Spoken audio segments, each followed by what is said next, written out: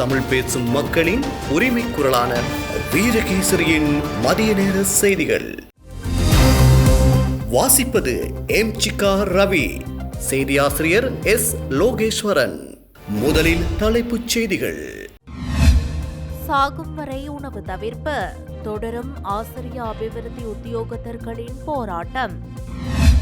தொழிற்சங்கம் இரட்டல்களுக்கு அடிபணிய மாட்டோம், அமைச்சர் நலிந்த ஜெயதிச. ஜனாதிபதியின் அதிரடி அறிவிப்பு, மத்திய மலைநாட்டை பாதுகாக்க புதிய சட்டம் மற்றும் அதிகார சபை. அஸ்விசும ஜனவரி மாத கொடுப்பனவுகள் இன்று முதல் வங்கி கணக்குகளில். அம்பலாங்குடையில் துப்பாக்கிச் சூட்டில் ஒருவர் பலி, அங்குலானையில் இளம்பெண் அடித்துக் கொலை. ட்ரம்பின் ரகசிய திட்டம், மத்திய கிழக்கில் களமிறங்கிய அமெரிக்காவின் ராட்சத கப்பல். மெடியூரோ கைதின் போது அமெரிக்கா பயன்படுத்திய ரகசிய ஆயுதம், ட்ரம்ப் பகிரங்கம். உள்நாட்டு செய்திகள். மத்திய மலைநாட்டின் தற்போதைய பௌதிக நிலைமை தொடர்ந்து நீடித்தால் எதிர்காலத்தில் பேரழிவு தோற்றம் பெறும். அரசாங்கம் என்ற அடிப்படையில் இதனை தடுப்பதற்குரிய நடவடிக்கைகளை முன்னெடுத்துள்ளோம். மத்திய மலைநாட்டை மீட்டெடுப்பதற்காக மலையகத்தில் உள்ள அனைத்து நிறுவனங்களையும் ஒன்றிணைத்து புதிய அதிகார சபை ஒன்று ஸ்தாபிக்கப்படும். மலையகத்தில் அனைத்து திட்டமிடலுக்கும் இந்த அதிகார சபையிடம் அனுமதி பெற வேண்டும் என ஜனாதிபதி அனுருகுமார திசாநாயக்க தெரிவித்துள்ளார். கம்பளை தொரகல பீகோக்கில் குடியிருப்பின் ஸ்ரீ போதிருக்காராம விகாரையில் நேற்று நடைபெற்ற டிட்வா புயல் தாக்கத்தால் சேதமடைந்த மதஸ்தலங்களை புனரமைப்பதற்கான கட்டியெழுப்புவோம் ஒன்றிணைந்து உறுதியுடன் தேசிய வேலைத்திட்ட நிகழ்வில் கலந்து கொண்டு உரையாற்றும் போதே அவர் இதனை தெரிவித்தார். අපේ විශාල ග්‍රාමීය පන්සල් ඉතාමත් අපහසුතාවෙන් පවත්වාගෙන යන බව. අපේ ග්‍රාමීය පන්සල් ටික තෝරාගෙන ඒ ආගමික ස්ථාන තෝරාගෙන ඒවා සංවර්ධනය කිරීම සඳහා වේගවත් වැඩසටහන සකස් කරන්න කියලා මම හිතන්නේ අපේ ආන්දෝලනයේ ඉක්මනින් ඒ ග්‍රාමීය පන්සල් ටික තෝරාගෙන ඒකට අවශ්‍ය වැඩසටහන බුද්ධ ශාසන සංස්කෘතික අමාත්‍යාංශයෙන් පටන් ගන්න ලෑස්ති වේවි. මේ විදිහටම ගියොත් අනාගතයේ ඇති වෙන ආකාරයත් අපිට පෙන්වුම් කරලා තියෙනවා. අනාගතයේ මේ පස් සෝදාගෙන ගියපු ගල් විතරක් මතුවෙන තත්වයක් ඇති වෙන බව පෙන්වා දීලා තිබෙනවා. ඒ වගේම මේ මධ්‍ය කඳුකරේ පිහිටා තිබෙන බොහෝ ජලාශ රොම්මණ්ඩ වලින් පිරෙන තත්වයක් ඇති වෙන බව වාර්තා වී තිබෙනවා. මේ මධ්‍ය කඳුකරේ ආසන්න වශයෙන් ගත්තොත් අපේ රටේ මුළු භූමි ප්‍රමාණයෙන් 13.6ක්. හැබැයි මේ මුළු භූමි ප්‍රමාණයෙන් 13.6ට තමයි අපේ වර්ෂාපතනෙන් 76ක් ලැබෙන්නේ. මේ කඳු මුදුනට ගිහිල්ලා බැලුවොත් මේ කඳු මුදුන් වල පස් තට්ටු තුනී වෙලා තියෙනවා. ඒ නිසා අපිට පුළුවන් මේ මධ්‍ය කඳුකරේ මේ විදිහටම පවත්වාගෙන යමින් අනාගතයේ අතිශය විනාශකාරී තත්වයකට ඇතිවීම ඉඩ දීලා බලාගෙන. නමුත් ආණ්ඩුවක් හැටියට අපි සූදානම් නැහැ. கஷ்டமான நிலையில் உள்ள கிராமிய விகாரைகளை அபிவிருத்தி செய்வதற்கு உரிய நடவடிக்கைகள் எடுக்கப்படும். அதற்கான ஆலோசனைகளை புத்த சாசன மற்றும் மத விவகாரங்கள் அமைச்சுக்கு வழங்கியுள்ளேன். மத்திய மலைநாடு குறித்து விசேட கவனம் செலுத்த வேண்டும். மலைநாடு குறித்து ஆசிய அபிவிருத்தி வங்கி அண்மையில் மீளாய்வு அறிக்கையை முன்வைத்துள்ளது. அந்த அறிக்கையில் மலைநாட்டின் ஆரம்ப நிலை, தற்போதைய நிலைமை தெளிவாக குறிப்பிடப்பட்டுள்ளது. தற்போதைய நிலைமை நீடித்தால் எதிர்காலத்தின் நிலைமையும் சுட்டிக்காட்டப்பட்டுள்ளது. எதிர்காலத்தில் மலைநாட்டில் மண் அடித்துச் செல்லப்பட்டு பாறைகள் மாத்திரம் மிகுதியாகும் என்று குறிப்பிடப்பட்டுள்ளது. அதேபோல் மலைநாட்டில் உள்ள அநேகமான நீர்நிலைகள் சேற்றினால் நிரம்பப்படும் என்றும் குறிப்பிடப்பட்டுள்ளது. நாட்டின் மொத்த நிலப்பரப்பில் 13.6% நிலப்பரப்பினை மத்திய மலைநாடு கொண்டுள்ளது. இந்த மலைநாட்டில் தான் 76% மலைவீழ்ச்சி கிடைக்கப்பெறுகிறது. நீரும் மண்ணால் சேமிக்கப்படுகிறது. ஆகவே மலைநாடு மிக முக்கியமானது. மத்திய மலைநாட்டின் தற்போதைய பௌதிக நிலைமை தொடர்ந்து நீடித்தால் எதிர்காலத்தில் பேரழிவு தோற்றம் பெறும். அரசாங்கம் என்ற அடிப்படையில் இதனை தடுப்பதற்குரிய நடவடிக்கைகளை முன்னெடுத்துள்ளோம். එනිසා අපි තීරණයක් කරන් තිබෙනවා දැන්ටත් අපි පනතක් සහ ඒ පනත අනුව අධිකාරියක් පිහිටවීමට අපි තීන්දුවක් කරන් තියෙනවා. අපිට අවශ්‍යයි මේ මධ්‍ය කඳුකරේ සියල්ල ඒකාබද්ධ කරන ආයතනයක් හදනවා. ඒ නිසා මේ මධ්‍ය කඳුකරේ නැවත සුවපත් කරන්න නම් මේ සියලු බලය එකට ලැබෙන අධිකාරිය පිහිටවී යුතුයි. පූර්ණ බලය සහ රැකවරණය දෙන ශක්තිමත් නීතියක් දැන් අපි හදන්න කියලා බාර දීලා තිබෙනවා. අපි ඒ සඳහා ආසියානු සංවර්ධන බැංකුවේ සහාය අපේක්ෂා කරලා තිබෙනවා. විශේෂයෙන්ම අපි මේ අවුරුද්ද ඇතුළත අලුත් අධිකාරියක් පිහිටවනවා. මේ මධ්‍ය කඳුකරේ මුළුමනින්ම මේ අධිකාරිය විසින් බලාගත යුතුයි. සියලු සැලසුම් ඒ අධිකාරියෙන් අවසර ලබා ගත යුතුයි. ඒ අධිකාරියට විශාල බලතල ලැබෙනවා. එම්ම සැලසුම් සහ උපාය මාර්ග වරමුණු කුමන හෝ තැනක බිඳෙනවා නම් ඒකට එරෙහිව දැඩි නීතිමය ක්‍රියාමාර්ග ගන්න අවශ්‍ය වෙන විදියට මේ අධිකාරිය පිහිටීමට බලාපොරොත්තු වෙනවා. ඒක වැදගත් කියලා මම හිතනවා. மத்திய மலைநாட்டை மீட்டெடுப்பதற்காக மலையகத்தில் உள்ள அனைத்து நிறுவனங்களையும் ஒன்றிணைத்து புதிய அதிகார சபை ஒன்று ஸ்தாபிக்கப்படும். அதற்குரிய சட்ட வரைவுகள் தயாரிக்கப்படுகிறது. இந்த அதிகார சபைக்கு சகல அதிகாரங்களும் வழங்கப்படும். மத்திய மலைநாட்டை முழுமையாக கண்காணிக்கும் வகையில் இந்த அதிகார சபை இந்த ஆண்டிற்குள் ஸ்தாபிக்கப்படும். அனைத்து திட்டமிடலுக்கும் அதிகார சபையிடம் அனுமதி வழங்கப்படும். முறையற்ற வகையில் செயற்படும் தரப்பினருக்கு எதிராக சட்ட நடவடிக்கை எடுக்கும் அதிகாரமும் வழங்கப்படும். இது மலையகத்தை பாதுகாப்பதற்கான சிறந்த தீர்மானமாகும். இதற்கு ஆசிய அபிவிருத்தி வங்கியின் ஒத்துழைப்பு பெற்றுக் கொள்ளப்படும் என்றார். 6 වසර පසර ගත්ත පළවෙනි වසර මේ 29 වෙනිදා අපි ආරම්භ කරන්න තීරණය කළා. පළවෙනි වසරේ මේ අධ්‍යාපන පරිවර්තනීය ප්‍රතිසංස්කරණ මේ 29 වෙනිදා පළවෙනි වසරට පටන් ගන්නවා. අපි 6 වසර ලබන වසරට අපි කල් දාලා තිබෙනවා. ඊළඟ ජනතාවගේ ජන ජීවිත උසස් කරන්න විශේෂයෙන්ම ආදරණ මෙහි වතු ආශ්‍රිත වැඩ කරන ජනතාවට දවසකට රුපියල් 1750ක වැටුප පෙබරවාරි මාසේ 10 වෙනිදාට ලැබෙනවා. இதேவேளை முதலாம் தரத்திற்கான புதிய கல்வி மறுசீரமைப்புகள் எதிர்வரும் 29ஆம் தேதி ஆரம்பிக்கப்படும் எனவும் ஜனாதிபதி குறிப்பிட்டுள்ளார். அத்துடன் வரலாற்றில் முதன்முறையாக எதிர்வரும் பிப்ரவரி மாதம் பெருந்தோட்ட தொழிலாளர்கள் 1750 ரூபாய் நாளாந்த சம்பளத்தை பெறுவார்கள் எனவும் அவர் சுட்டிக்காட்டியுள்ளார். දවසකට රුපියල් 1750ක වැටුප පෙබරවාරි මාසේ 10 වෙනිදාට ලැබෙනවා. தமது சேவையை நிரந்தரமாக்குமாறு கோரி ஆசிரியர் அபிவிருத்தி உத்தியோகத்தர்கள் குழுவொன்று ஜனாதிபதி செயலகத்திற்கு முன்னால் ஆரம்பித்துள்ள சத்தியாகிரக போராட்டம் பின்னர் சாகும் வரை உணவு தவிர்ப்பு போராட்டமாக மாறி இன்று 3வது நாளாகவும் தொடர்கின்றது. கடந்த 7 வருடங்களாக பாடசாலைகளில் கற்பித்தல் பணிகளில் ஈடுபட்டு வரும் தங்களை ஆசிரியர் சேவையில் நிரந்தரமாக்குமாறு கோரி ஆசிரியர் அபிவிருத்தி உத்தியோகத்தர்கள் இந்த போராட்டத்தை முன்னெடுத்துள்ளனர். ஆரம்பத்தில் ஜனாதிபதி செயலகத்திற்கு முன்பாக அடையாள சத்தியாகிரக போராட்டமாக தொடங்கிய இது தற்போது கோரிக்கைகளுக்கு உரிய தீர்வு கிடைக்காத நிலையில் சாகும் வரையிலான உணவு தவிர்ப்பு போராட்டமாக தீவிரமடைந்துள்ளது. எந்தவொரு தொழிற்சங்கத்தினதும் அச்சுறுத்தல்கள் அல்லது மிரட்டலுக்கு அடிபணிந்து அரசாங்கம் தீர்மானங்களை எடுக்கப் போவதில்லை என அமைச்சரவை பேச்சாளர் நலிந்த ஜெயதிச தெரிவித்துள்ளார். சுகாதார முகாமைத்துவ உதவியாளர் பதவிக்கு புதிதாக தெரிவு செய்யப்பட்ட 213 பேருக்கு நியமன கடிதங்களை வழங்கும் நிகழ்வில் கலந்து கொண்ட போதே அவர் இதனை தெரிவித்தார். අපි සෞඛ්‍ය සේවාව ඉන්න අය රටේ ආදායම් උත්පාදනය කරන්න මහන්සි නොවුනට ආදායම් උත්පාදනය කරන අයට අවශ්‍ය කරන පහසුකම් ලබා දෙන්න එක ප්‍රධාන ශේෂ්ත්‍රයක් අපි. සෞඛ්‍ය සේවාව හරියට වැඩ නොකළොත් අර කියන අපරාණ ආදායම ගන්න බෑ. සෞඛ්‍ය සේවාව හරියට වැඩ නොකළොත් අර කියන சுகாதார சேவையில் நிலவும் மனிதவள பற்றாக்குறையை நிவர்த்தி செய்து மக்களுக்கு தரமான சேவையை வழங்குவதே அரசாங்கத்தின் முக்கிய இலக்காகும். வெளிநாடுகளில் அதிக சம்பளம் கிடைப்பதாக கூறிக்கொண்டு நாட்டை விட்டு வெளியேறப் போவதாக மிரட்டி வேதன உயர்வை கோரும் எந்தவொரு தரப்பினரின் கோரிக்கைகளுக்கும் அரசாங்கம் அடிபணிய போவதில்லை என அவர் தெரிவித்தார். රාජකාරිය පැත්තක තියලා දවස් ගාණක් මෙතනට එන්න සිද්ධ වෙනවා නම් නිතර නිතර දුරකථන අමතුම් සිද්ධීලා මගේ වැඩේට මොකද වෙන්නේ කියලා අහන්න සිද්ධ වෙනවා නම් එයා වැඩ කරන තෘප්තියෙන් නෙවෙයි. ඒතර ප්‍රතිකාර සපයන කෙනා තෘප්තිපත් නොවුනොත් අර අපේ ආර්ථිකය හදන්න ඍජුව දායක වෙන නිෂ්පාදක ක්‍රියාවලින් ඉන්න පුරවැසියාට තෘප්තිමත් සේවාවක් සැපෙන්නේ නැහැ. නම් මේක තම්වැලක් වගේ ගැට ගැහිච්ච ක්‍රියාවලියක්. ඒකදී හැම දිනාගේම කාර්යභාරය වැදගත්. හැබැයි මෙහෙමත් එකක් මතක තියාගන්නට ඕන. අපි නැත්තම් ලෝකෙ දුවන්නේ නැහැ කියලා හිතන්නත් එපා. මම නැතත් අපි මේ අතරේ කලේ කවුරු නැතත් එතන වෙන කෙනෙක් ඒවි ලෝකෙ ඉස්සරහට යනවා.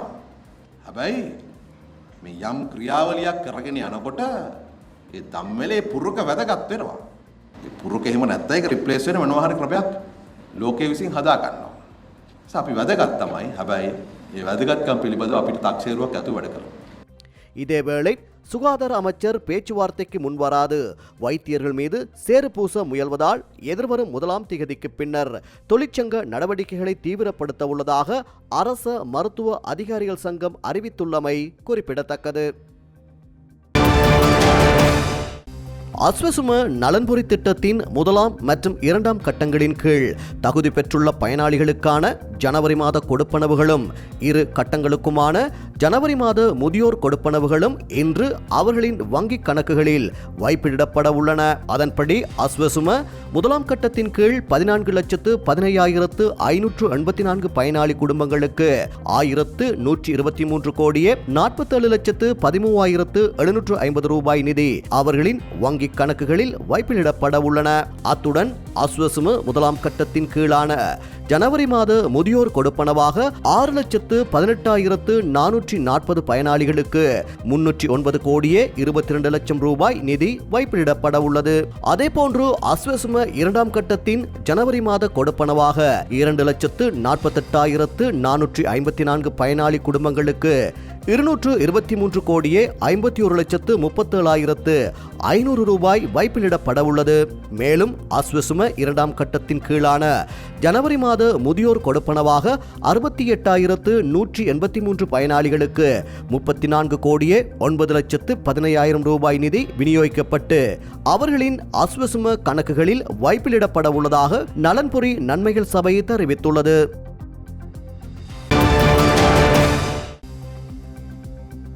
அம்பலாங்குடை போலீஸ் பிரிவிற்குட்பட்ட சுனாமிவத்தை பிரதேசத்தில் உள்ள வீடொன்றில் இடம்பெற்ற களியாட்ட நிகழ்வின் போது மேற்கொள்ளப்பட்ட துப்பாக்கிச் சூட்டில் நபர் ஒருவர் உயிரிழந்துள்ளதாக போலீஸ் ஊடக பிரிவு தெரிவித்துள்ளது. நேற்று இரவு அம்பலாங்குடை சுனாமிவத்தை பகுதியில் உள்ள வீடொன்றில் இடம்பெற்ற விருந்துபசார நிகழ்வின் போது அங்கு வந்த அடையாளம் தெரியாத இருவர் அங்கிருந்த நபரொருவர் மீது துப்பாக்கிச் சூடு நடத்தியுள்ளனர். துப்பாக்கிச் சூட்டுக்கு இலக்காக்கி பலத்த காயமடைந்த நபர் சிகிச்சைகளுக்காக பலப்பிட்டிய வைத்தியசாலையில் அனுமதிக்கப்பட்ட பின்னர் உயிரிழந்துள்ளார். உயிரிழந்தவர் கலப்போட பிரதேசத்தைச் சேர்ந்த 28 வயதுடையவர் என அடையாளம் காணப்பட்டுள்ளார். துப்பாக்கிச் சூட்டிற்கான காரணம் இதுவரை கண்டறியப்படவில்லை. இக்குற்றச் செயலுக்கு பிஸ்டல் வகையைச் சேர்ந்த துப்பாக்கி பயன்படுத்தப்பட்டிருக்கலாம் என போலீசார் சந்தேகிக்கின்றனர். சந்தேக நபர்களை கைது செய்வதற்கான மேலதிக விசாரணைகளை அம்பலாங்குடை போலீசார் முன்னெடுத்து வருகின்றனர். இதேவேளை அங்குலானை பிரதேசத்தில் நேற்று மதியம் 24 வயதுடைய பெண்ணொருவர் தாக்கப்பட்டு உயிரிழந்துள்ளார் என போலீசார் தெரிவித்துள்ளனர். இந்த சம்பவம் சயூரபுர அடுக்குமாடி குடியிருப்பு வளாகத்தில் இடம்பெற்றுள்ளது. முதற்கட்ட விசாரணைகளின்படி திருமணத்திற்கு புறம்பான தொடர்பில் இருந்த நபருடன் ஏற்பட்ட தகராறு காரணமாக குறித்த பெண் மீது தாக்குதல் நடந்துள்ளதாக போலீசார் கூறியுள்ளனர். சந்தேக நபர் தலைமறைவாக உள்ளதால் அவரை போலீசார் தீவிரமாக தேடி வருகின்றனர். மேலதிக விசாரணைகளை அங்குலானை போலீசார் மேற்கொண்டு வருகின்றனர்.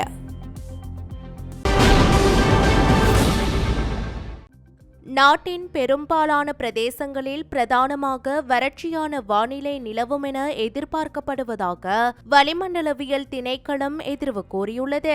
மத்திய மலைநாட்டின் கிழக்கு சரிவு பகுதிகளிலும் வடக்கு, வடமத்திய, வடமேல், கிழக்கு மற்றும் உவா மாகாணங்களிலும் ஹம்பாந்தோட்டை மாவட்டத்திலும் அவ்வப்போது மணித்தியாலத்துக்கு 30 முதல் 40 கிலோமீட்டர் வரையான வேகத்தில் ஓரளவு பலத்த காற்று வீசக்கூடும் என எதிர்பார்க்கப்படுகின்றது. மேல் சப்ரகமுவ, மத்திய மற்றும் வடமேல் மாகாணங்களிலும் காலி, மாத்தறை மற்றும் அனுராதபுரம் மாவட்டங்களிலும் சில இடங்களில் அதிகாலை வேளையில் பனிமூட்டமான நிலை காணப்படும் என எதிர்பார்க்கப்படுகின்றது. மேலும் நாட்டை சூழ உள்ள கடற்பரப்புகளில் காற்றானது வடகிழக்கு திசையில் இருந்து வீசக்கூடும். காற்றின் வேகமானது மணித்தியாலத்துக்கு 30 முதல் 40 கிலோமீட்டர் வரை காணப்படும் என எதிர்பார்க்கப்படுகின்றது. களுத்துறையில் இருந்து கொழும்பு மற்றும் புத்தளமூடாக மன்னார் வரையான கரையோரத்திற்கு அப்பாற்பட்ட கடற்பரப்புகளிலும், மாத்தறையில் இருந்து ஹம்பாந்தோட்டை ஊடாக பொத்துவில் வரையான கரையோரத்திற்கு அப்பாற்பட்ட கடற்பரப்புகளிலும் காற்றின் வேகமானது அவ்வப்போது மணித்தியாலத்துக்கு 50 கிலோமீட்டர் வரை அதிகரிக்கக்கூடிய சாத்தியம் காணப்படுகின்றது. இதேவேளை நாட்டை சூழ உள்ள ஏனைய கடற்பரப்புகள் மிதமான அலையுடன் காணப்படும் என எதிர்பார்க்கப்படுகின்றது. வெளிநாட்டு செய்திகள். அமெரிக்காவின் USS ஆப்ரஹாம் லிங்கன் விமானம் தாங்கி கப்பலும் அதனுடன் இணைந்த 3 போர் கப்பல்களும் மத்திய கிழக்கை சென்றடைந்துள்ளதாக தகவல்கள் வெளியாகியுள்ளன. இது அமெரிக்க ஜனாதிபதி டொனால்ட் ட்ரம்ப் ஈரான் மீது வான்வெளி தாக்குதலை நடத்த எப்போது வேண்டுமானாலும் உத்தரவிடுவதற்கான புதிய சாத்தியக்கூறுகளை காட்டுவதாக சர்வதேச ஊடகங்கள் செய்தி வெளியிட்டுள்ளன. போராட்டக்காரர்களை ஒடுக்குவதற்காக ஈரான் மேற்கொண்டு வரும் வன்முறைகளை எதிர்த்து வரும் அமெரிக்கா அந்நாட்டின் மீது எப்போது வேண்டுமானாலும் வான்வழி தாக்குதலை நடத்த உத்தரவிடலாம் என தெரிவிக்கப்படுகிறது. இந்நிலையில் பிராந்திய பாதுகாப்பு மற்றும் ஸ்திரத்தன்மையை மேம்படுத்துவதற்காக 3 அதிசக்தி வாய்ந்த போர் கப்பல்களுடன் சேர்ந்து இந்த விமானம் தாங்கி கப்பல் தற்போது மத்திய கிழக்கில் நிறுத்தப்பட்டுள்ளது என்றும் அமெரிக்க மத்திய கட்டளை பிரிவு சமூக ஊடகங்களில் தெரிவித்துள்ளது. குறித்த தாக்குதல் கப்பல் முன்னதாக இந்திய பெருங்கடலில் இருந்ததாகவும் ஈரானின் எல்லையான அரபிக்கடலில் இல்லை என்றும் மத்திய கட்டளை பிரிவு தெரிவித்துள்ளது. அதே நேரம் நவீன போர் கப்பல்கள் பாதுகாப்பிற்காக தங்கள் நிலையை ஒளிபரப்ப தானியங்கி அடையாள அமைப்பை பயன்படுத்துகின்றன. அதிக அச்சுறுத்தல் உள்ள மண்டலங்களில் திறந்த கண்காணிப்பை தடுக்க அமெரிக்க விமான நிறுவனங்கள் இதை வழக்கமாக செயலிழக்க செய்து விடுவதாக தெரிவிக்கப்படுகிறது. இது ஈரானின் உளவுத்துறையை எளிதான டிஜிட்டல் சிக்னல்களை விட தவறான ரேடார் மற்றும் செயற்கைக்கோள் படங்களை நம்பியிருக்க வேண்டிய நிலைக்கு தள்ளுவதாகவும் கூறப்படுகிறது. இதற்கிடையில் அமெரிக்காவின் போர் நகர்வுகளை கண்காணிக்க ஈரான் போராடி வருகிறது. பாரசீக வளைகுடா மற்றும் அர்முஸ் ஜலசந்தியை கண்காணிக்க தெஹ்ரான் ட்ரோன்கள், வேகப்படகுகள் மற்றும் கடலோர ரேடார்களை பெரிதும் நம்பியுள்ளது. இருப்பினும் USS ஆப்ரஹாம் லிங்கன் பரந்த அரேபிய கடல் அல்லது ஓமான் வளைகுடாவில் இயங்க வாய்ப்புள்ளது எனவும் அந்த ஆழமான நீரில் ஈரானின் குறுகிய தூர தந்திரோபாய கண்காணிப்புகள் நகரும் விமானத்தளத்தில் நிலையான நிலைப்பாட்டை பராமரிக்க போராடுவதாகவும் கூறப்படுகிறது. வெளிநாட்டு செய்திகள். அமெரிக்க ஜனாதிபதி டொனால்ட் ட்ரம்ப் ஜனவரி மாதம் வெனிசுவேலா ஜனாதிபதி நிக்கோலஸ் மெடியூரோ மீது நடத்தப்பட்ட தாக்குதலில் டிஸ்கம்போபுலேட்டர் என்ற ரகசிய ஆயுதத்தை அமெரிக்க படைகள் பயன்படுத்தியதாக கூறியுள்ளார். ட்ரம்பின் விளக்கத்தில் இந்த சாதனம் வெனிசுவேலாவின் பாதுகாப்பு அமைப்புகளை செயலிழக்க செய்ததாகவும் ரஷ்யா மற்றும் சீனாவில் தயாரிக்கப்பட்ட ராக்கெட்டுகள் எதுவும் வேலை செய்யவில்லை என்றும் அவர் தெரிவித்துள்ளார். இந்த தாக்குதலில் மெடியூரோ மற்றும் அவரது மனைவி சிலியா புளோரஸ் கைது செய்யப்பட்டு அமெரிக்காவுக்கு கொண்டு செல்லப்பட்டனர். அவர்களுக்கு எதிராக போதைப் பொருள் கடத்தல் தொடர்பான குற்றச்சாட்டுகள் விதிக்கப்பட்டுள்ளன. இவ்வாறானதொரு பின்னணியில் அமெரிக்க அதிகாரிகள் ட்ரம்ப் கூறிய அந்த டிஸ்கம்போபுலேட்டர் ஆயுதத்தின் தொழில்நுட்ப விவரங்களை உறுதிப்படுத்தவில்லை. சில ஊடகங்கள் இதை டைரக்டட் எனர்ஜி அல்லது எலக்ட்ரானிக் வார்ஃபேர் வகை ஆயுதமாக இருக்கலாம் என கூறினாலும் பென்டகன் அதிகாரிகள் இந்த பெயரில் எந்த ஆயுதமும் அதிகாரப்பூர்வமாக இல்லை என தெரிவித்துள்ளதாகவும் சர்வதேச ஊடகங்கள் தகவல் பகிர்ந்துள்ளமை குறிப்பிடத்தக்கது.